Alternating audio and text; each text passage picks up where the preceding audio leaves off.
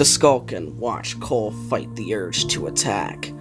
It recognizes him from previous encounters, and what little remains of its soul holds a grudge. But it has specific orders from the new king to only observe and report. The promise to soon become something more echoes in its mostly empty skull. The faint memory, regret, and embarrassment of his cowardice from back when he was still a he is ever present. The king has promised to take that away for all of them. Soon, this torment that has lasted for so long will go away. The new king has promised. He has told them to be patient. I feel like I am being watched, but I brush it off. I need to clear my head before I face Salil and her father. Some tea will help. The young girl who pours my tea in the darkened tea room studies my scar curiously, but asks no questions. I dig deep for some guidance. As I run through Master Wu's lessons, I feel equal measures of gratitude, sorrow, and encouragement. We learned so much from him, yet there was always more than he told us, like some truth we weren't ready for.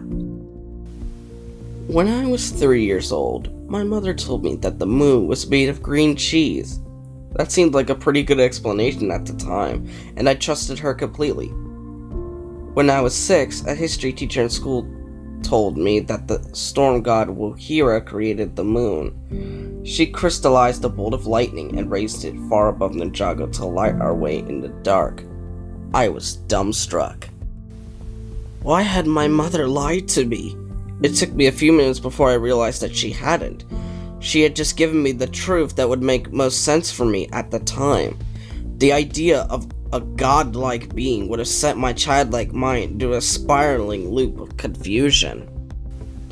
A few days later, another teacher told me that the moon was in a giant cold rock thousands of miles away, suspended in an infinite void of airless darkness.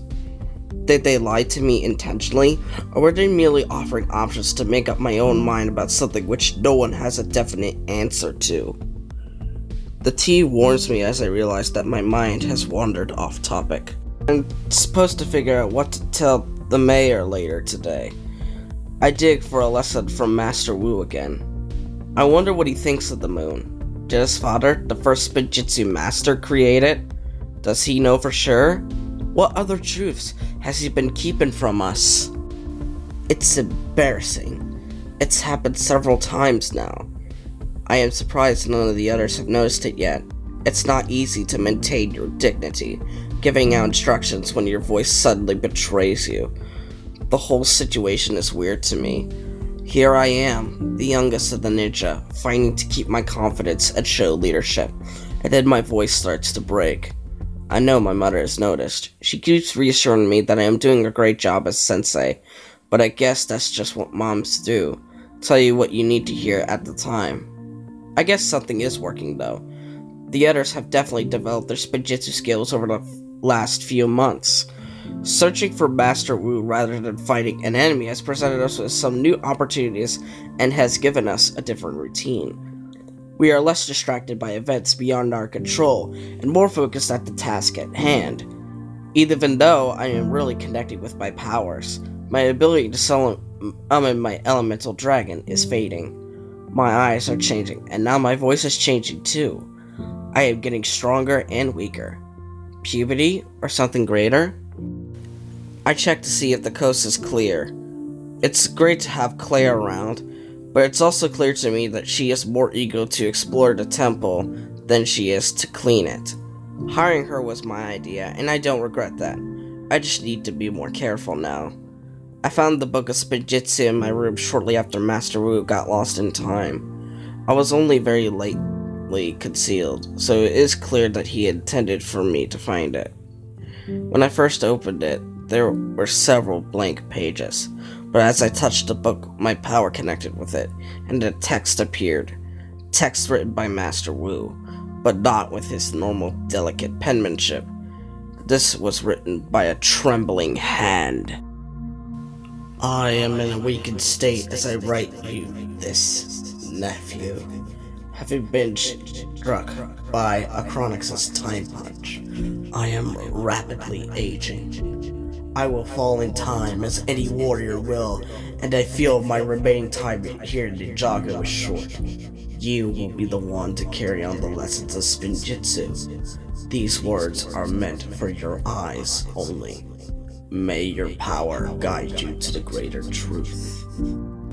As I leafed through the pages, more text and even drawings appeared.